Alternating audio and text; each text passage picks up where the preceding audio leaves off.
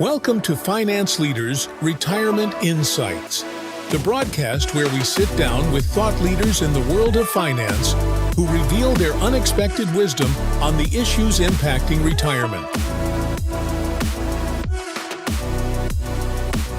Welcome to the Finance Leaders Podcast. This is the show where we highlight the stories, insights, and expertise of financial advisors who are making lasting impact on their clients and the industry. Today, we have a pleasure of speaking with Evan Drury, a chartered financial consultant and advisor at U.S. Financial Services. Evan, welcome to the show. Hey, thanks for having me. Awesome. Hey, to start, could you just share a bit about your background and what inspired you to become a financial advisor? Well, growing up, you see the struggles of parents trying to make money, raise a family, and at a very young age, I remember just noticing those conversations, and I was always just driven towards understanding money, how you can make more money and make it work for you. And I'm sorry, you said, what was the other question? Was on background?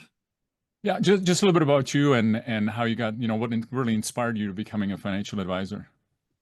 Yeah, well, I mean, going a little bit deeper on that. So understanding that I needed an education on money, I really started to gravitate towards accounting classes in high school. So I was taking advanced accounting classes. I took college level classes towards the end of high school.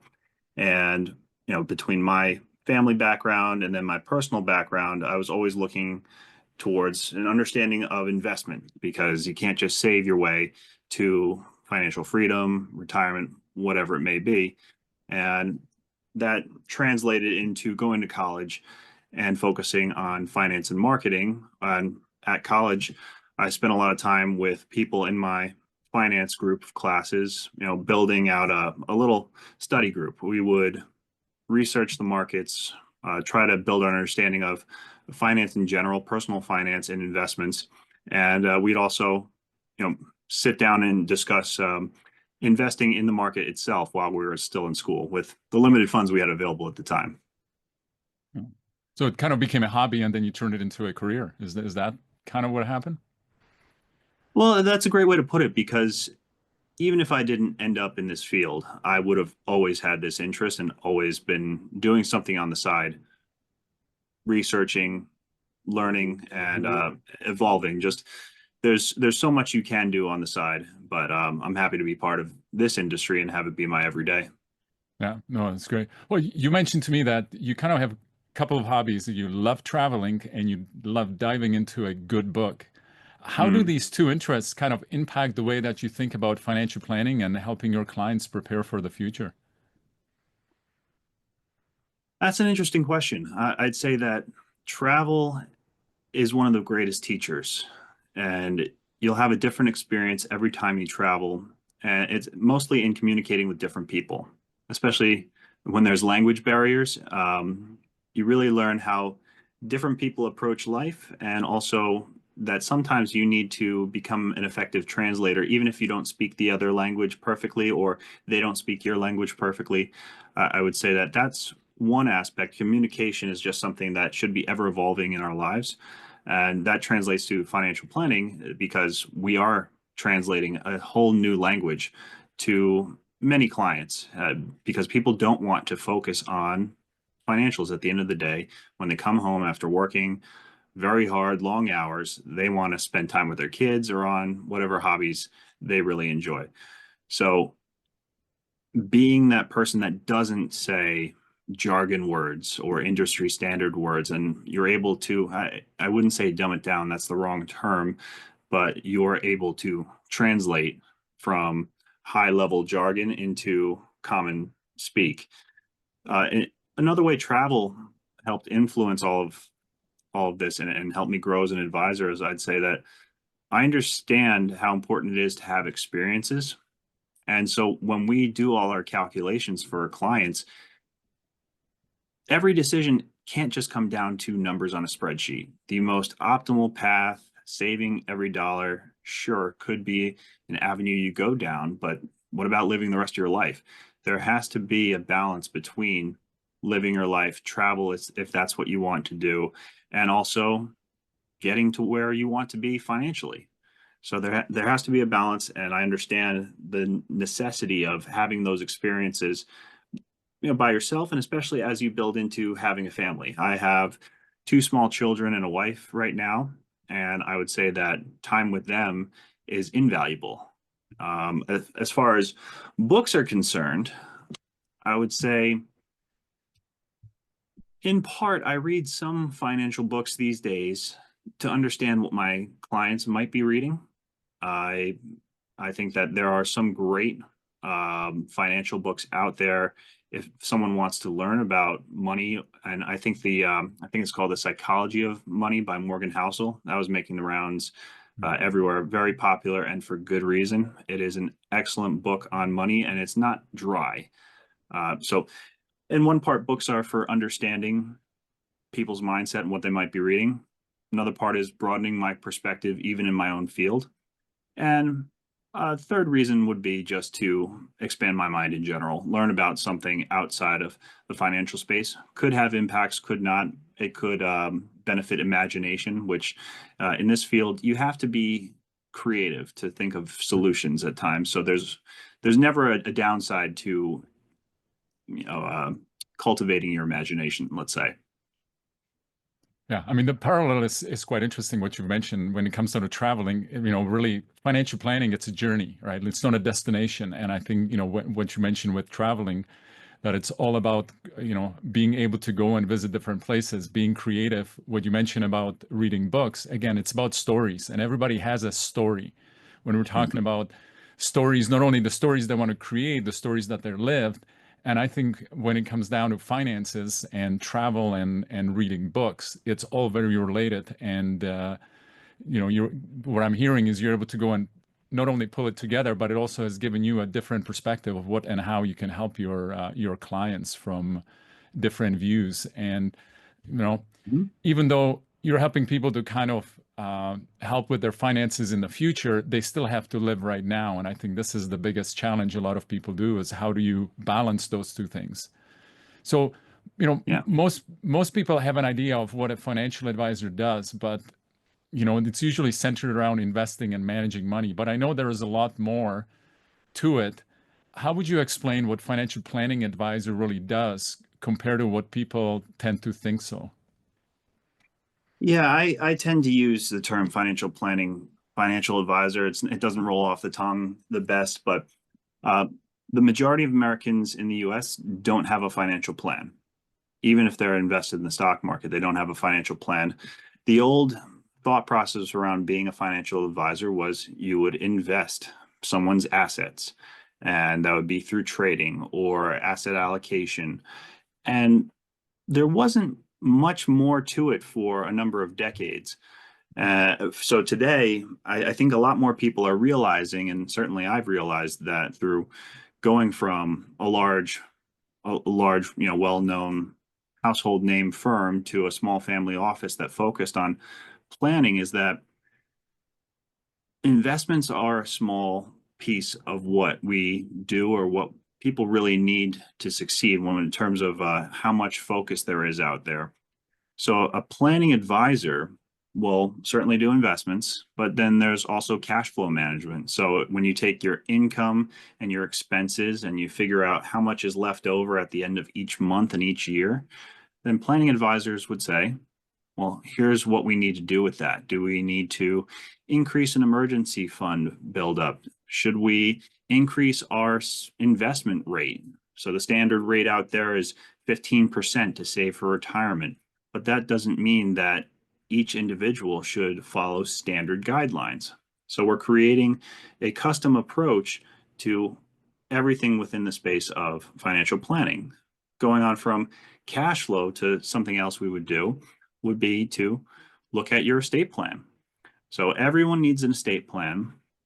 Even the most simple estate plans, it's good to have, say, a will and powers of attorney and healthcare proxy or healthcare power of attorney, potentially a trust, but that's really individual specific. So I would say when it comes to end of life and your wishes for your assets to be transferred to the appropriate people and at the appropriate times, a will is a great document to have so that your wishes are put forth upon your passing, instead of, if you die without a will, it's called dying intestate. And that means the state's going to outlay how your assets will be passed, and it will be a very difficult process.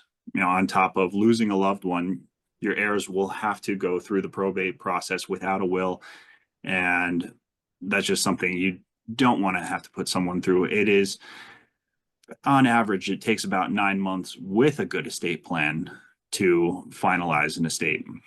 So a will, number one, just make sure your wishes are outlined, and people who you want to get your assets and everything, get it in the most organized way possible. As far as while you're living, why an estate plan can be valuable, well, if you were to ever become incapacitated, let's say you could come back. This isn't necessarily end of life, but if you were incapacitated, you're in the hospital, a power of attorney, financially speaking, someone can act in terms of your finances. A medical power of attorney, someone can advocate for you while you're in the hospital. So there's often recommendations of get a medical power of attorney for your child that just went off to college, just so you have the ability to advocate for them, or that it's very clear cut, let's say. And aside from, we would talk about cash flow, we talk about investments briefly, and estate planning. There's also tax planning. So a lot of people don't realize that tax planning doesn't just mean the taxes I pay in April, but what decisions are we making today that affect us not only for the year, but the rest of our lives? So what buckets of investments are we funding now, and what does that do for our life over 10, 20, 30 years? What does it look like at retirement and then after retirement? And how can we make strategies around that to potentially make the best outcomes from a tax perspective, from a longevity perspective? And then mix that in with, what are your wishes? Do you want to leave something to heirs? Do you want to spend it all down because you don't necessarily have immediate heirs, right? Financial planning certainly touches on all these topics, but also it's about, what does the individual want? What are you trying to accomplish? It's about asking questions, because everyone is unique in their own way. There are certain things like investments. Everyone can buy the S&P 500. Everyone can buy Apple. But when you ask questions of an individual, family makeup, personal reasons, their plan will be different from someone else's, because they have a number of different goals from somebody else, or a different situation from somebody else. And financial planning aims to accomplish goals today and maximize tomorrow.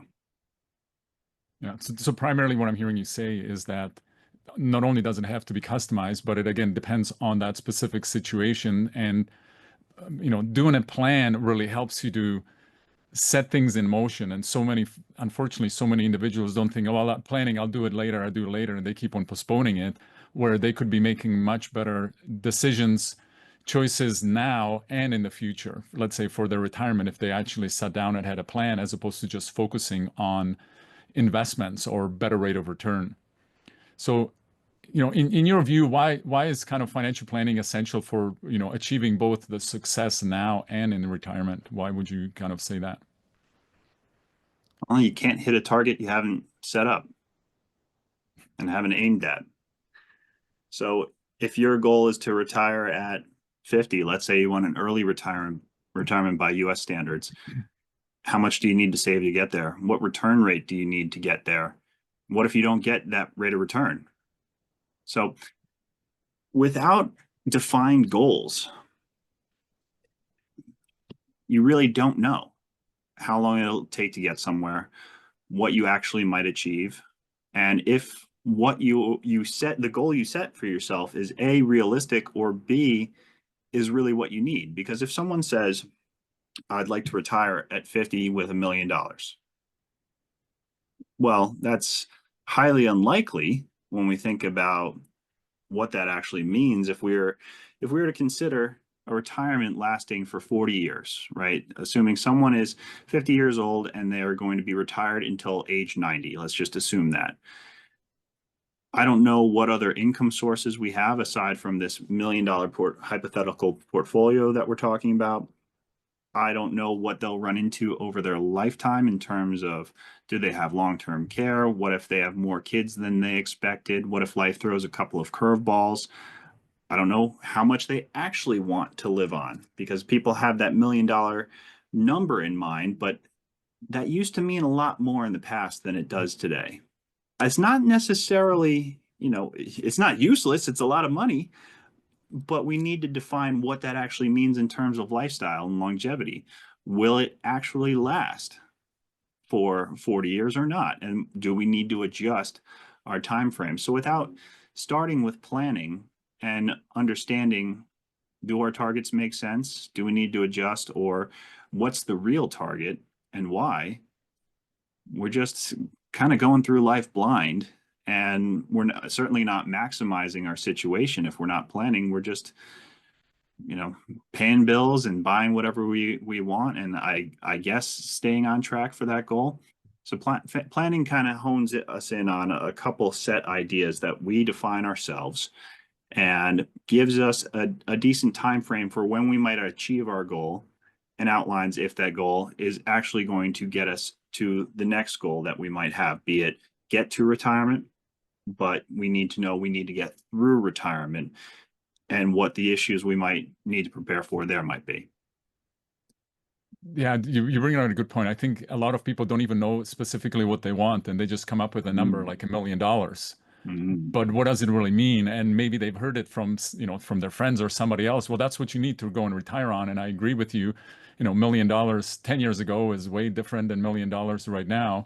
So, things need to be updated from that perspective. But I think the most important part is, and I think this is what kind of financial planning does, is not only lets you kind of take a snapshot of, hey, where are you right now, but it also allows you to say, hey, if my desire is to be at a different place, is to be, and I tend to talk about this red dot, meaning that this is where I'm right now, this is my current situation, and a blue dot is kind of the desire where I want to be, kind of the better version of myself or money situation, wherever that might be. And the whole idea of planning is really a process. It's not a destination, like I've mentioned before, but it's a process and it's a journey. And it keeps on changing. When I was doing, I'm a former CFP, and when I was doing retirement plans, as soon as, or financial plan, as soon as I delivered it, I told the client, hey, it's already outdated because the information you gave me a week ago has already changed. But we took a snapshot of a certain period of time of where we are. And having that snapshot will allow us to now say and start doing some hypothesis of where the future is going to lead, where you're going to be. And if you keep on doing what you're doing, because we know what you've done up to this point, we will know exactly where you're going to end up. And if you don't like that, we can go and start making some adjustment and changes to this. So what would you say, what are some key strategies that you kind of recommend for effective, not only financial planning, but even retirement planning? Because we're just kind of talking about, there's that $1 million mark. What would you kind of recommend some effective strategies? And again, we can't go and give details because everybody's different, but kind of generally, what would you say to that?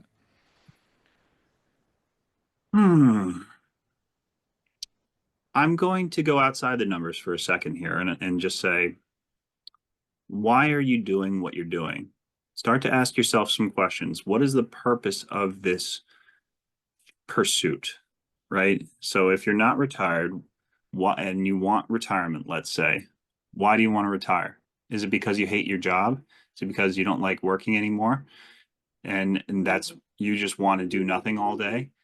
I can tell you that if you don't enjoy the process, number one, it's a miserable experience until getting to that point. A lot of people, when you realize you have to adjust your expectations there, especially as life changes, that can be, just a disastrous life to live if you're going for, say, 20, 30, 40 years of work that you don't enjoy just to get to a date that's not guaranteed. And that 90 years old retirement life time isn't necessarily guaranteed either. So I would say understand why you're doing it. If you don't like your job, maybe it's find a new job, and maybe it's change fields entirely, whatever it may be. So that would be one. And number two is if you are close to retirement and you had a great job, but you want to retire, you're tired of working, you want that next phase of life. What are you retiring to? And how are you going to find purpose in your day?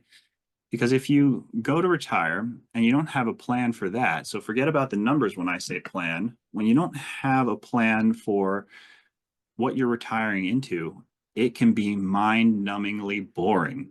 I mean, people think, oh, I like golf, I'll play golf, or the old adage of Mai Tais on the beach.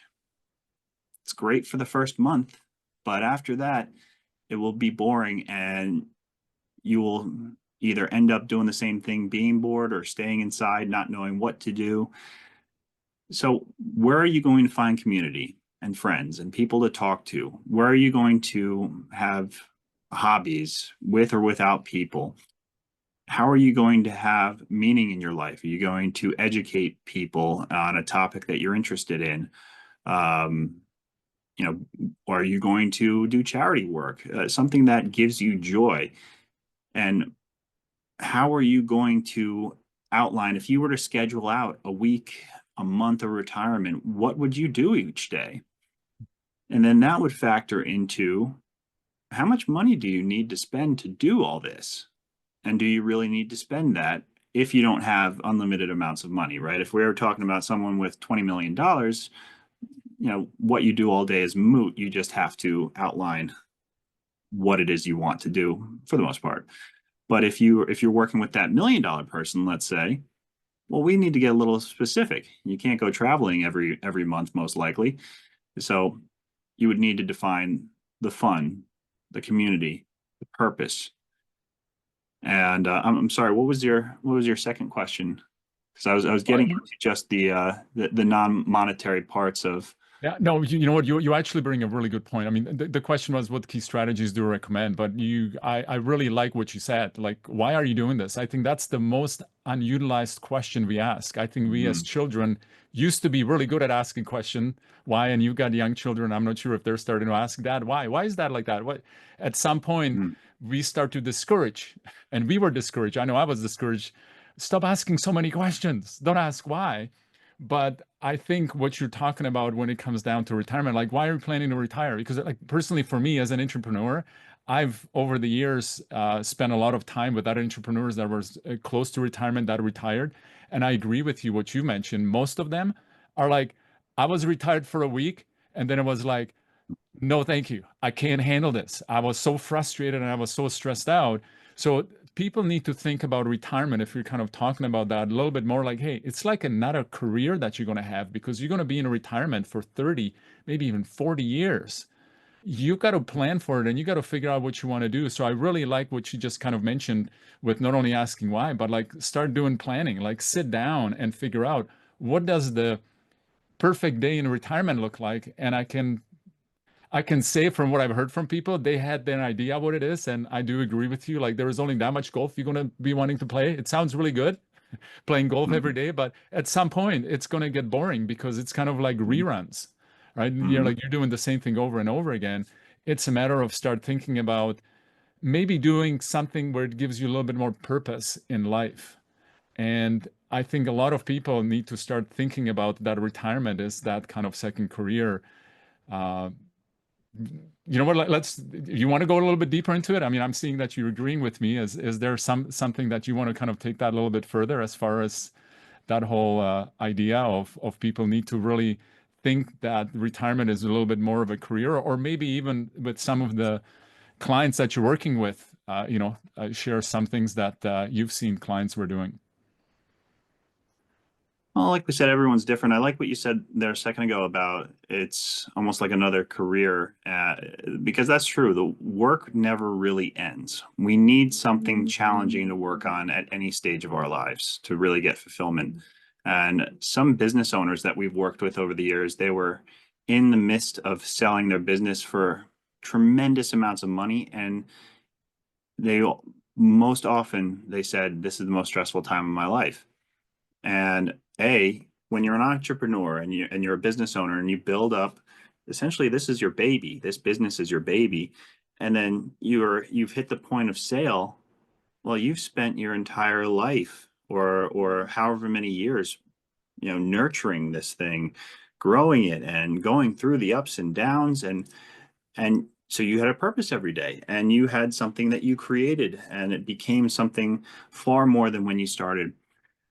So those people, I think, have the hardest time just retiring and stopping. And they might do it for a little bit, and okay, that was a fun vacation, but a lot of times they will A, go back to work, or B, build another company with all their knowledge now. And that's great. But what if that is something that you might like to do? It might just be that you want to spend less hours on something, or you might not want to have so much overhead or people to, having a lot of staff members might be something that isn't appealing to you in the next career of your life in terms of retirement as a career. So I would say understanding that we need to work on something that is challenging and creates fulfillment in our life. If you're going to make another business in retirement or another pursuit, what does that look like? And start to jot it down so that you know what you'd like in your retirement career. Is it just simply mentoring young adults? Like if I was retired right now, I might mentor younger people in finance and help them enhance their career. Would it be doing charity work and just going to the soup kitchen every day, or would it be, donating your time in some way, like I mentioned before, or creating another company, just no employees, solo operator, and low expenses, and working in a different industry than your previous company? I don't know, but it's something you start to actually make something real when you start to write it down, outline your wants, what you don't want, and then how it actually can become a reality. So I'd say that's the only addition I'd really make here, because it's somewhat different than a regular retiree that was working on W-2. It's, if you're a business owner, think about that next level. Certainly retired, W-2 earners need to think about what's fulfilling and what pursuit they're after next, but it may not necessarily be a business. It's just, what is that pursuit? Why? And what do you want? What do you don't want? And how are you going to make it a reality? Yeah, I think it's as you mentioned before, it's a little bit, there's got to be purpose behind what you're doing. You know, like what is you need to have a meaning to life, right? Because if you don't have meaning to life, then what's the point of going and doing it? And that really comes down to what you mentioned about business owners. I remember when I was working with one business owner, and he literally told me, yeah, he's selling his business, and he goes, Daniel, I feel like I'm divorcing my own kids by selling the business. Like it just so, because he says, I remember when I was like selling this stuff from my garage, and now it's a multi-million-dollar business. Like, I remember, meeting payroll, advancing money from my credit card just so that I can meet it, because that month. So there was all of this emotion and everything that happens with it. And going through there, and I think a lot of entrepreneurs, I personally, when I look at retirement planning, I think the whole concept of retirement is kind of still an experiment, because it really has not been around for more than 100 years. I think it's only about 70 years that really we've been in this, and it just needs to be redefined. And I think a lot of people go into it with the right intention, thinking like, hey, finally, I don't have to work, I don't have to do anything. But what they need to realize, that if you worked, and I totally understand that maybe there is a need for people that have worked really hard and had a physical job that they feel like they've got to retire, but they need to realize that if they're going from working every single day to sitting around every single day, they're not going to live very long. You start looking at the statistics, and a lot of people, unfortunately, when they retire, they expire quickly because they're just not doing anything. So there has to be a little bit more of that planning in there and doing action, if it's just even physical activities or something. But I think the purpose is the biggest thing. You mentioned you like reading. I'm not sure if you read the Viktor Frankl, the meaning. Was it The Meaning of Life? He was in the German concentration camp. Yeah. And he started noticing that people that survived were the ones that were pretending like they're just on uh, and I might be completely misquoting, and I'm going to put in my words that they're somewhere away on a trip, and when they get back, they will just go back to regular life. I mean, they were in concentration camp, a Mhm. horrible situation, but because they were able to see themselves living normal life once this thing was going to be over, that's what gave them the meaning of staying alive. And there were a lot of people that just Yeah, kind of gave up, and I think this is kind of the same thing. There's got to be more purpose in life, and that's really what's going to get somebody going. And I think this is where you, as a financial, planner, can really help individuals to start thinking about it, or at least start asking that question, like why do you want to retire? Why do you want to have, you come up with $1 million? Why do you want to have that? There needs to be a little bit more purpose and reason for that. So absolutely. Go on. yeah, no, you have wanted to add to that?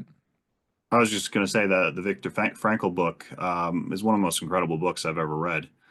And it's interesting that what you said about giving up. I think that there's more to that um, topic. I think when it comes to planning, it's also reminding people how far they've come, because sometimes people get hit with life's curveballs. And when you have a plan, you go, well, you're focused on, say, your emergency funds down here, and you can't pay off this bill over here, but look at all the assets that you have.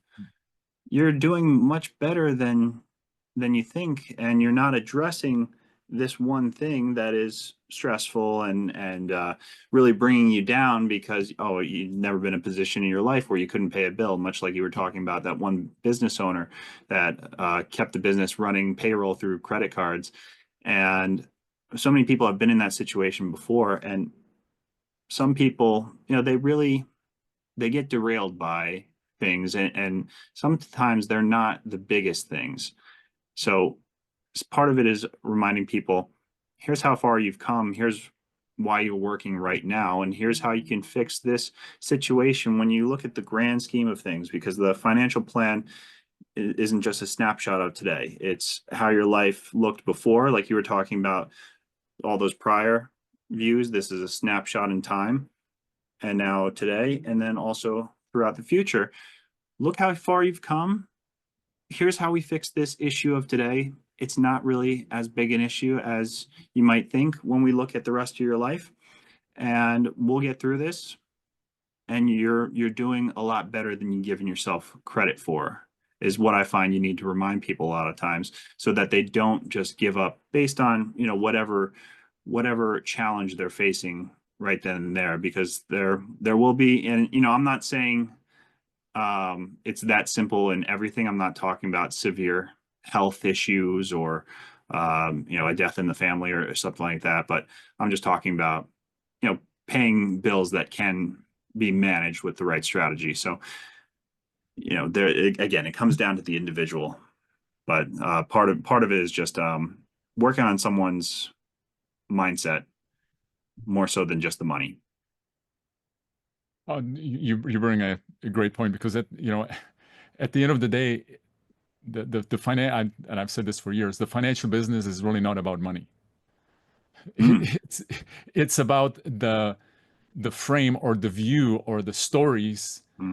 that people tell themselves about money. Because at the end of the day, you know what, you don't do what you do just so that you can go and collect a whole bunch of papers in your wallet, or store them at the bank and just working for pieces of paper.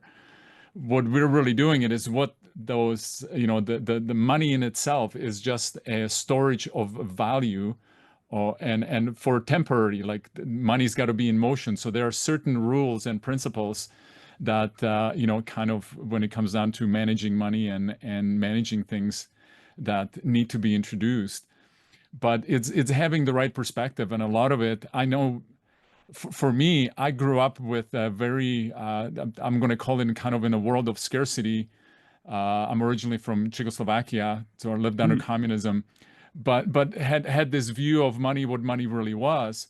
And over the years, I've had to learn that, you know what, there is more than one way of looking at money. I guess that's what it comes down to. And there isn't a right way or a wrong way looking at things. There is the way that really supports you and helps you to get to the results that you want. And I think the same way with financial planning, it's not like, well, what you're doing, it's the wrong way or there's the right way. There are many different ways. What individual needs to figure out is what is their way? What is it that they want? I think, and I can't remember his name. There was a boxer that said uh, that anybody can retire at any time. The reason people don't is they just don't have enough money to support the lifestyle that they want. And that's really what it comes down to, because at this point, hey, if you want to be homeless and you don't want to have any responsibilities, you can retire right now and just go and live on the street, you know, because you don't need a lot of money for that. And nowhere am I, you know, speaking about the homeless and the choices and unfortunate circumstances that have happened.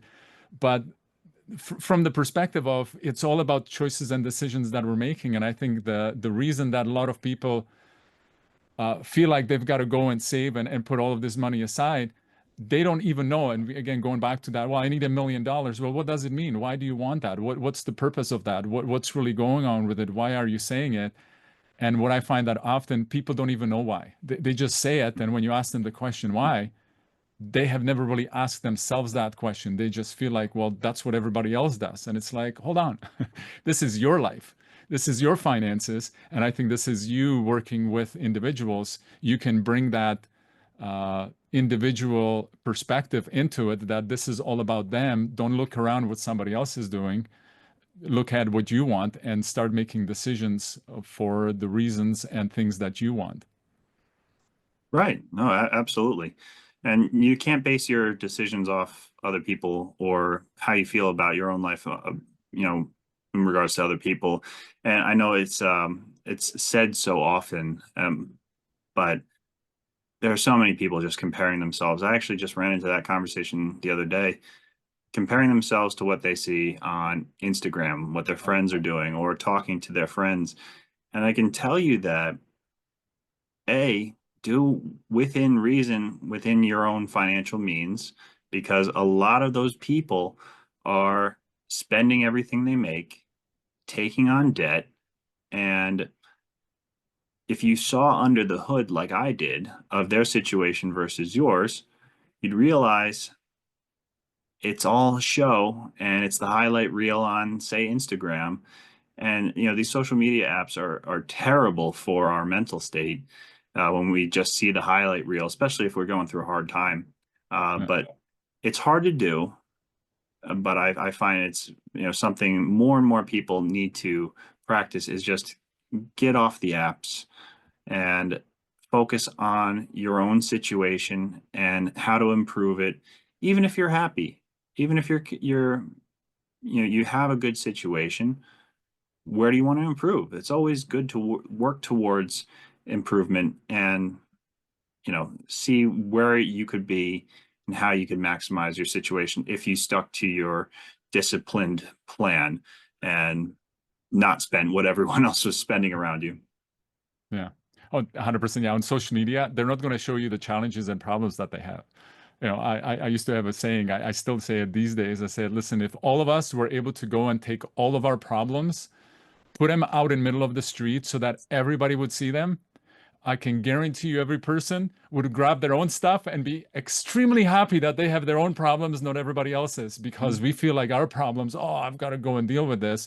But compared to other people, you know, we're doing pretty good. So it's just all in a way of kind of having the right perspective on this and really focusing on what you have control over, because unfortunately, yeah, social media has really distorted the perception of what people see, because people on social media are only going to show you all of the good things. Like you said, only the highlight reels, only all of the things that they're doing and the glamorous things that they're doing.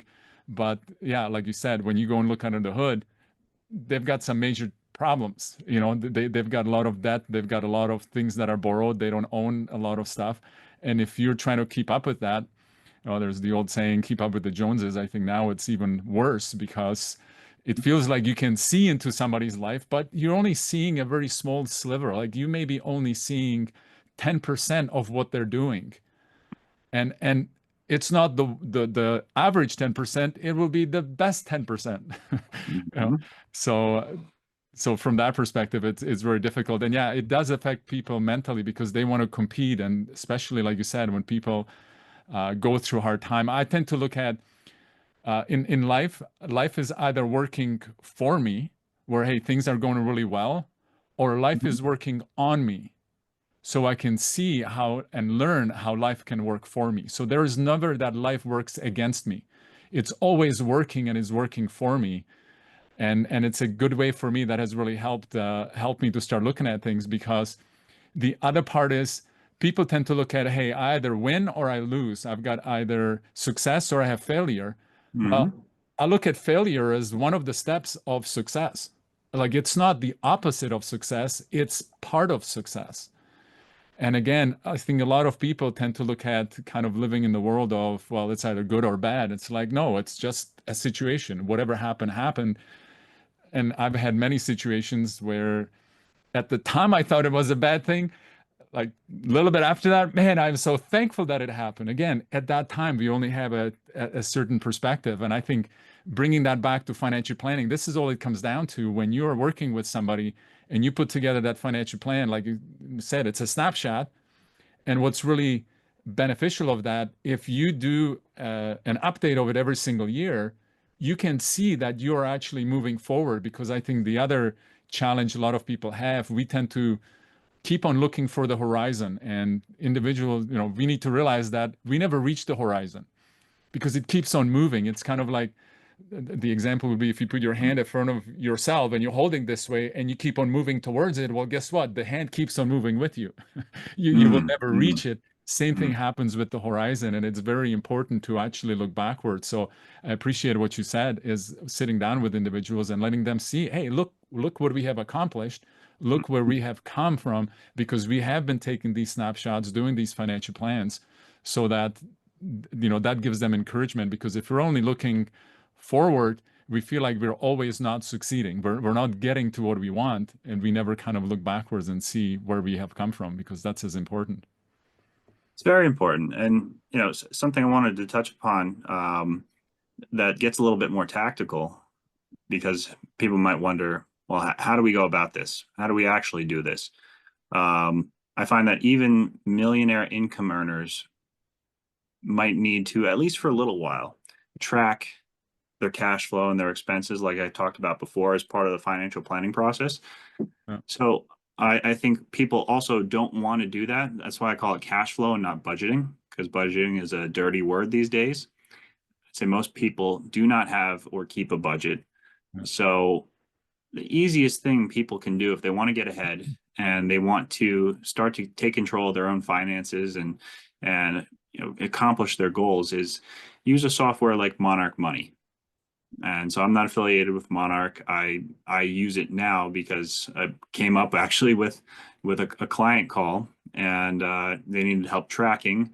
They didn't like spreadsheets, and so I did some research into these different tracking softwares, and it is excellent. You can attach all credit cards and bank accounts that you use, and then have one succinct data flow into what is your budget, what does the cash flow look like. You see your income and your expenses and your savings, and then you can see, what do I do with those savings, what do I want to do, and then you can outline goals for yourself. So if you want to do a little bit of planning on your own, get started, or just address a change in your life where you feel like you don't have a handle on where everything's going, well, that is excellent to have for anyone, if you're working with a financial planner or not. And, not everyone needs a financial planner, but certainly once you go through the process, you'll understand, all right, I have a little bit better handle of my situation by just tracking this on Monarch and then setting goals for myself, for example. And then you can say, am I reaching a point where I'm stuck? And then you might want to reach out to a financial advisor or financial planner in the future. Well, then you have that option, but at least you're starting from a nice baseline, and a baseline you can provide to someone that can then take that baseline and hopefully expand from there to make your situation even better. And you don't have to start from there. You could have a financial planner do that for you. But I just want people to know that A, there's options out there, and B, here's a simple way to get started. Even if you're a high income earner, the biggest issue with anyone, doesn't matter how much money you make, is lifestyle inflation can get us all.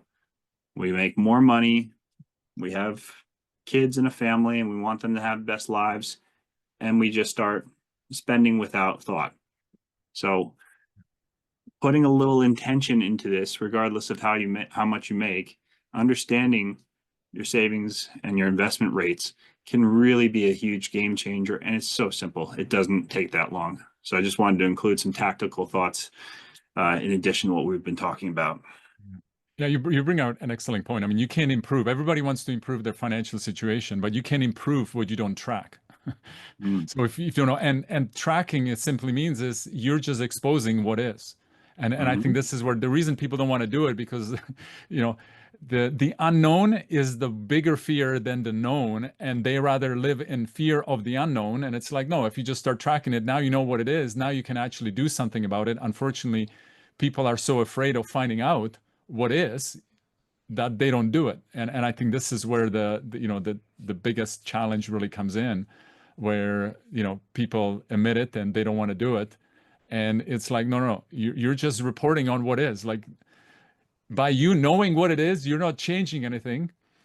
You're just exposing what already exists. Yet some people, like I said, they're kind of afraid of to exposing that, because how they're going to feel about it. And again, it's not about the way you feel about it. You better start doing something about it now, and doing some of that planning, because it's going to help you to not be in that situation down in the future. So I want to change it a little bit in here. You've shared in other podcasts on insights on market influence and attack strategies.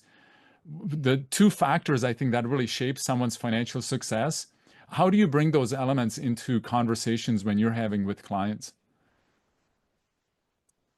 Could you elaborate on that more? The two factors I bring into Essentially what it comes down to, the market influence as far as stock market, and then some of the tax strategies and how they're really affecting somebody's financial plan. Because I personally believe, especially when it comes down to the tax code really designed, and I don't know specifically how many pages are there. I know it's like 9,000 or 6,000 or something like that. From my understanding is that there's like 100 pages to tell you the tax you need to pay, and the rest of them are there to actually help you how to pay less taxes, because the tax code is designed in a way to actually give advice to people how to structure their finances so that they take advantage of strategies where they pay less tax. I think you've mentioned it at the beginning, that we were talking about having other professionals, or you as a financial advisor kind of often serve as a quarterback with other professionals. And a lot of people feel like that if they need tax advice, they should go to an accountant or a CPA. Well, often they don't give them advice on what they should do about taxes. They just report on what they have done on taxes and tell them how much they need to pay. I think you as a planner have the advantage of actually giving individuals advice on how to actually do some tax planning before April of the year. Like, now you can't do anything about 2024 when it comes down to tax planning, but you can start to go and putting strategies and things into place where you will reduce the amount of tax you will pay in your taxes in 2026, because you actually started doing the tax planning in 2025. So are there strategies and things that you're kind of use that help somebody's financial situation? So since we're speaking generally here, I would say that in general, a financial planner should always try to work with someone's accountant. And not every accountant, like not every financial advisor, is created equal. There are many different styles of businesses out there. Generally speaking, a lot of people might experience the accountant that just reports the taxes that they owe and they pay, and that's it come April. And just like there might be a lot of advisors out there that just give an asset allocation and maybe a Monte Carlo, and that's it. So I would say first and foremost, what planners tend to do, what I tend to do, is build a team of advisors around the people that I'm working with. So you have a CPA or an accountant working together with the financial planner, and we bring in other professionals as needed, say an estate planning attorney, whoever's needed for this particular client. So you essentially have a board of advisors working for you in their respective domains. In terms of tax planning for someone, let's say that if I had someone who is in the highest marginal tax bracket and a question came up on building up a Roth bucket, but they're in the highest marginal tax bracket, well, I might say most likely that it makes more sense if you're going to make retirement contributions to put them in a traditional bucket so that you defer the tax now at the highest marginal tax rate while working. And then you have the potential to convert that money into a Roth in low income retirement years, whatever it may be. You'd have to run a specific analysis to know what made sense there. But I see too many recommendations out there, just Roth, all the way. And it makes sense for some people, but not for everyone, to just say, I'm building a tax-free bucket, because you can do that in more than one way. You don't have to pay the tax now at the high rates. And so when you make the plan and you make a strategy, you say, okay, so over these years, I'm expected to retire at this date, or I'm expected to sell my company and take a gap year on this date approximately. And then within the time frame that I would have low income years or no income years, how could I use that to my advantage from a tax arbitrage perspective? And so that brings up the point I made about Roth conversions. So moving from tax deferred money into the Roth account. So that's one way to look at just tax strategy and how you can help people, is just understand their situation, understand timeframes and time horizon, so that we're making decisions today based on the rest of their lives and based on the appropriate time frame for when we should execute something. So I'm not saying that we shouldn't build a tax-free bucket. I'm just saying the timing of when matters. In terms of the stock market being a factor, there's a number of different things we could talk about here. Number one, I would say that if people are still trading individual stocks,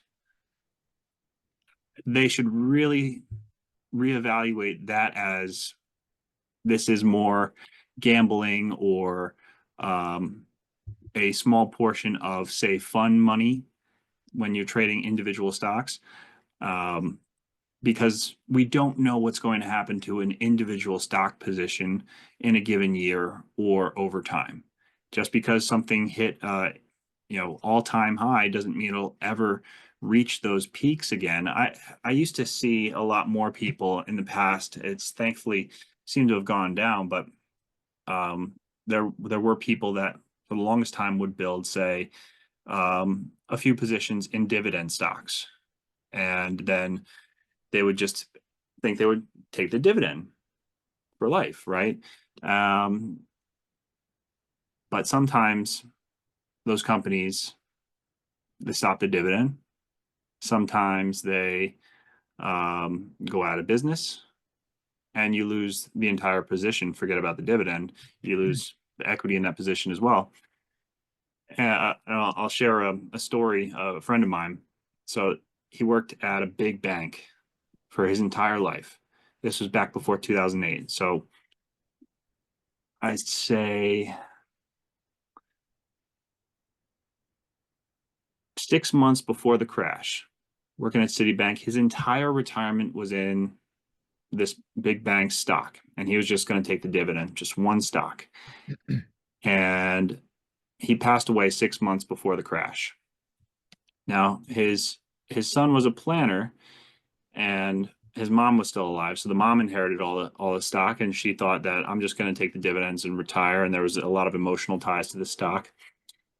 And so leading up to, they didn't know the crash was coming, obviously, but leading up to the crash, the son would talk with his mother about, you got to diversify this. You got to get out of this individual position, because what if something happens that could derail everything?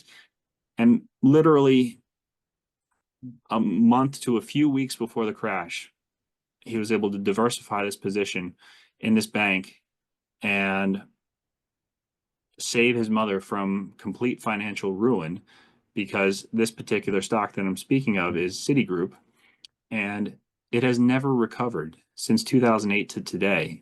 It has never recovered. And she's living, well into her 80s, maybe 90s. I forget how old she is at this point, but with no issue, just because of that one tip to diversify and to not be an individual stock. So when we talk about factors, it's a factor of risk and it's a factor of growth. So individual stocks can be great for very large growth. We have no idea, who the next Nvidia is going to be, or what the next Bitcoin is going to be, the crypto being the hot topic of the day. Yeah. So when you have so many individual things out there, it should really just be a small portion of your portfolio, and you should be willing to lose it all.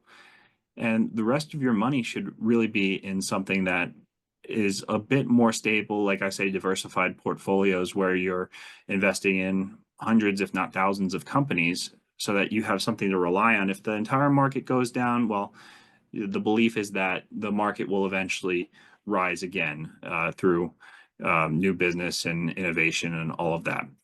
And if one company or a few companies in those hundreds or thousands, goes down, goes out of business, it doesn't derail your long-term plans. So when we talk about the financial plan and these goals and working towards these goals, understanding what level of risk you're willing to take and what does that produce and how does that affect your goal is very important, because you don't want to be in that individual stock I talked about before, which if it drops or goes out of business, derails everything. And if you are over on the diversified side, well, what can you expect if you were to say in an index fund of the S&P 500, what can you expect over time historically?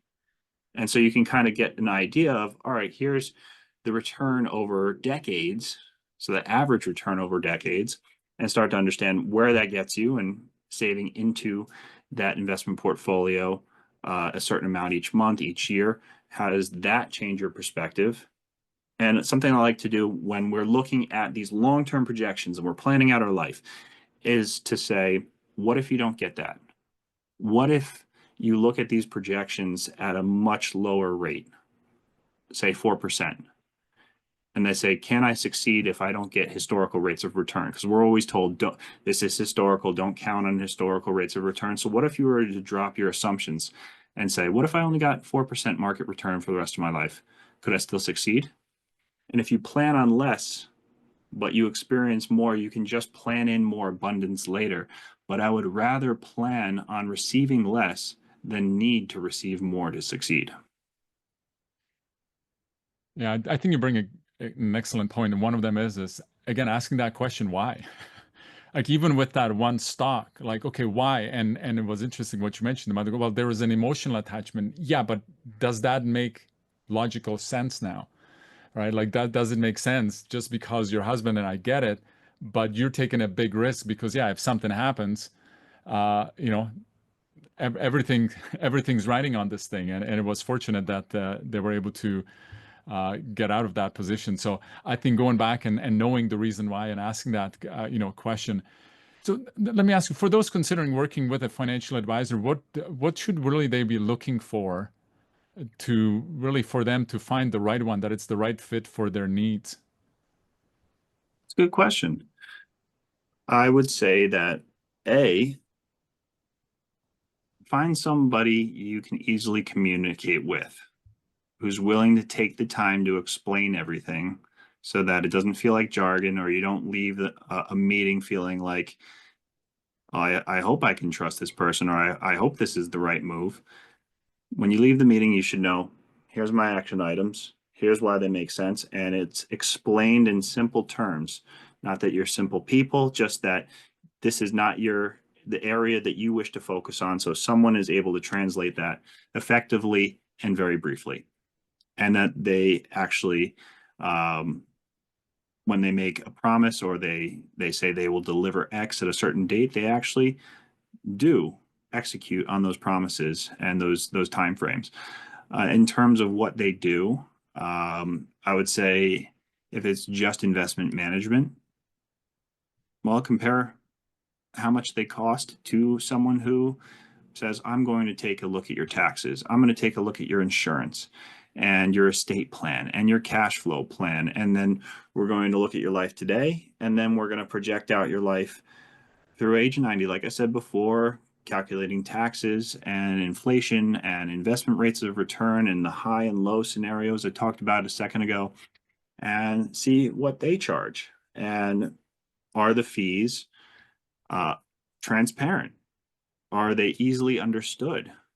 Are they selling a service or are they selling products? There could be products like annuities or type of insurances. I'm not saying that any of them are good or bad. I think they can certainly be very good for the right person or bad for the right person.